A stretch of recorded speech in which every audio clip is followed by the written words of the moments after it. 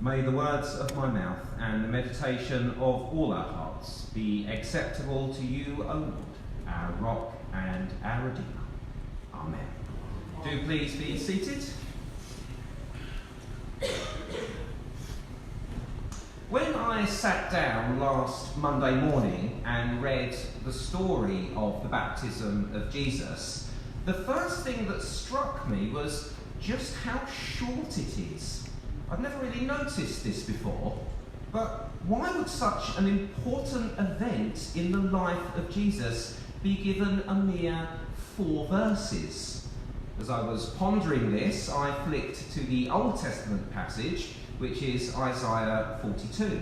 And as I was reading this through, it occurred to me that maybe the reason Matthew's account is so short is that Isaiah had already said much of what needed to be said, and so Matthew didn't really need to repeat it at all. If that is so, then we need to look really closely at what Isaiah says if we're fully to understand what the baptism of Jesus is all about. If we ignore the Isaiah passage, it would be like watching episode 2 of a TV show without first watching episode 1. There would be all sorts of assumed knowledge that we wouldn't have. So let's have a close look at the Isaiah passage, and then hopefully this will allow us to fill in some of the gaps that we have in Matthew. There are 4 poems in Isaiah which scholars have often put together. Collectively, they're known as the Songs of the Suffering Servant. They occur in chapter 42, so the reading this morning is the first one, and then in chapters 49, 50, and 53. The most famous one, by a long way, is the last one, which is often read out on Good Friday. You know it? He was despised and rejected of men, a man of grief and acquainted with sorrows. And he was wounded for our transgressions. He was brought as a lamb to the slaughter, and so on.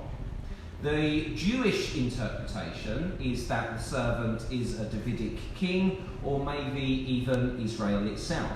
Christian readers, however, have generally been in no doubt that the servant passages are prophecies about Jesus himself. Despite being labelled a song of the suffering servant, the first poem in chapter 42 isn't really about suffering at all. Rather, it's about the ministry of the servant and about how he will bring justice and righteousness. The first thing to notice is that this is God speaking to us directly. Could we have the first verse up, please, Ian? Here is my servant, whom I uphold, my chosen one in whom I delight. I will put my spirit on him, and he will bring justice to the nations. This is God speaking, and most translations, though not actually the one up on the screen, indicate this by putting the words in speech marks. Here is my servant. This is very much the God of revelation, the God of epiphany, isn't it? The God of show and tell, if you like. Look, God says, my chosen servant is right here. I'm pointing him out to you. He's right under your noses. This is not God talking to someone in a dream or on the top of a mountain somewhere. This is a public announcement, something that we should all be paying careful attention to. The next thing to notice is that the servant in Isaiah has a really unique status. He is my chosen one.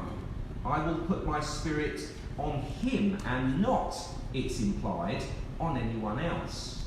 The Lord also takes a unique delight in his servant. He is well pleased with him in a way that singles him out from everybody else.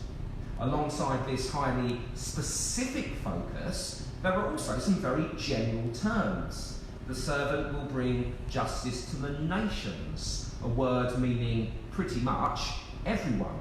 It's one of the vaguest, most non-specific words there is in the Old Testament. Despite being only one person there, the servant will have an impact that is truly worldwide and international. The next couple of verses talk about the servant's style of leadership. Now, you might have thought that if the servant is going to extend God's justice to the nations, then he's going to really need a megaphone to make himself heard. But actually, we're told that he will not shout or cry out or raise his voice in the street. For someone who's going to have a worldwide impact, the servant's way of going about things is surprisingly low-key. He's not a big mouth. Again, Christians might be reminded of Matthew's Jesus, who humbly submits himself before John to be baptized, and then later on tells us that he is gentle and humble of heart. And that gentleness carries over into what his justice might look like. Justice can be quite a hard word. It can connote punishment, retribution, making people pay. Justice is something that we imagine being exercised with great strength and power, maybe fierceness too.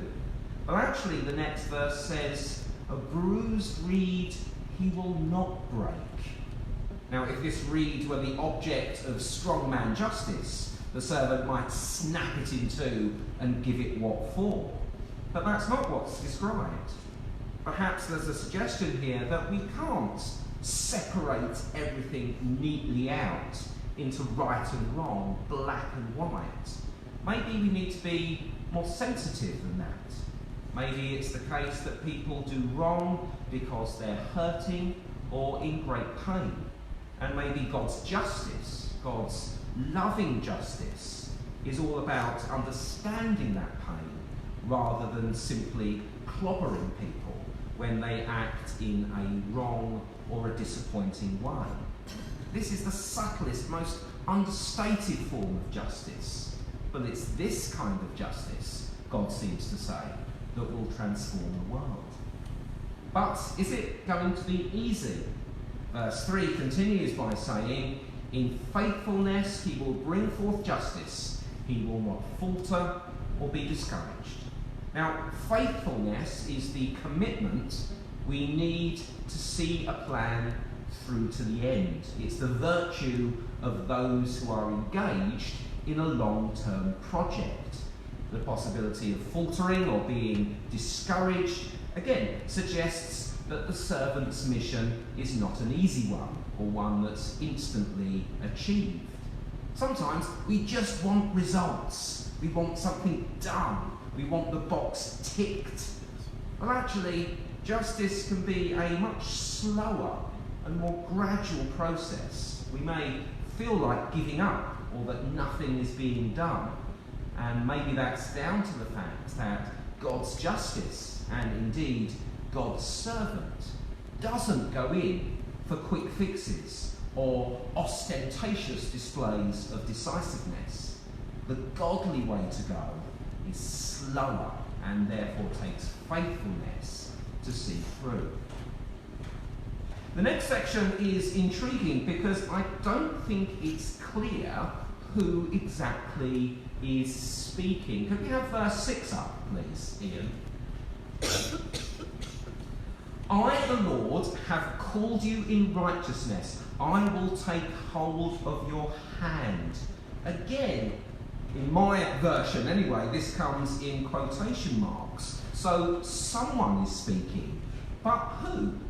Is it God? It could be. So it would mean, I, God, have called you, the servant, in righteousness. I will take hold of your hand as you go about your work of bringing justice to the nations. This would suggest how close and indeed how intimate the relationship is between God and the servant he commissions. But could it actually be the servant talking? I, the Lord, have called you in righteousness. I will take hold of your hand. Could that mean, I, the servant, have called you, the nations of the earth, in righteousness? I will take hold of your hand to make sure that I don't break your bruised spirits. I think as we go through the passage, the distinction between God and the servant starts to blur. It's possible to think that the Lord is the servant's title as well as God's. When it says, I will make you a light to the Gentiles, to open the eyes of the blind, to liberate prisoners, is that God speaking to the servant or the servant speaking to us? By the end of the passage, we might be forgiven for thinking that the servant is actually God in human form, or at least that the Spirit of God is active in the world through him. And that's certainly intriguing in the light of later beliefs about the divinity of Jesus.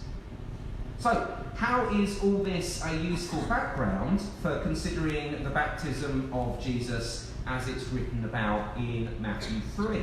Well, there is certainly an echo between this is my servant in an Isaiah and this is my son in the baptism story. The son is the son, someone like the Isaianic servant with a unique status. Slightly later Christian tradition, in fact, adds only begotten son to really hammer home the point. This is my son also does the work of telling us that this is a public scene and that God is announcing something to the world.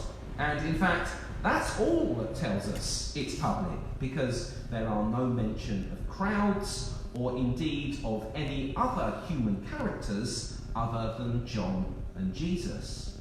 But actually, the Son of God is being shown off to the world here in that same spirit of public openness that God shows off his servant in Isaiah 42. If we miss the echo of Isaiah, we might think that this is an intimate little scene between John and Jesus. But actually, I think what the echo tells us is that this is a scene that happens on the public stage and indeed is the inaugurating moment of Jesus' public ministry. Matthew writes about the Spirit of God descending like a dove and alighting on Jesus. Well, so what, we might think. It's only when we compare with Isaiah 42 that we realise what the implications are of God putting his Spirit on someone. When it happens in Isaiah, the servant is empowered to bring God's justice, not just to the Jews, but to the entire world. The process may be a gradual one, but it's no less sure for that. And it operates not through superficial spectacle, but by ministering in love to the hidden bruises and hurts of the world. The sending of the Spirit is not a standalone event, but how God begins his initiative to heal and transform the world. With Isaiah open alongside Matthew, we can see that the Spirit is opening the door to Jesus' amazing ministry, to healing the sick, restoring sight to the blind, releasing the captives from their prison, whatever we imagine that prison to be, perhaps an actual prison, perhaps a prison of sin or self-doubt or some other form of spiritual bondage. This is the start of something really big, something that will ultimately put the whole world to rights. And yet Matthew leaves it to Isaiah to say that rather than actually saying it himself. And what does the baptism say about Jesus? In Isaiah, we see that God and his servant almost seem to share the title of Lord. Might something similar be going on in the baptism? Is it a confirmation of Jesus' lordship? Now, I don't think you can push the point too far, because the word Lord doesn't actually occur in the baptism story.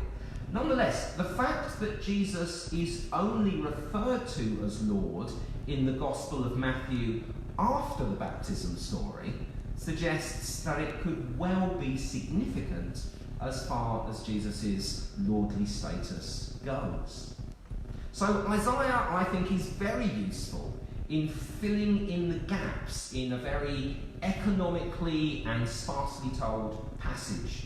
When we have Isaiah in view, we realise that baptism is actually God's proclamation to the world, that the Spirit will not simply rest on Jesus, but lead him on to a ministry of healing and liberation, that this ministry will transform the world, and that this transformation is made possible both by the Lord, who is the Spirit-sending Father, and the Lord, who is the Spirit-receiving Son. There's quite a lot then that a grasp of Isaiah adds to this passage. And so thanks be to God for the wise people who compiled the lectionary and put these two passages together. When they do stand side by side, we realise that Jesus doesn't just pop up out of nowhere, but that he is part of God's long-standing plans for the salvation of the world. And we also realise that the baptism isn't just some chance occurrence, but has a significance that God has woven into the Old Testament fabric of salvation history. The sense that we're left with, I think, is just how sure-footed God is in his plans, and how sure-footed Jesus is in submitting to the will of the Father and fulfilling all righteousness. So thanks be to God for his wonderful plan, and thanks be to God that this plan was so perfectly realised in Jesus Christ. Amen.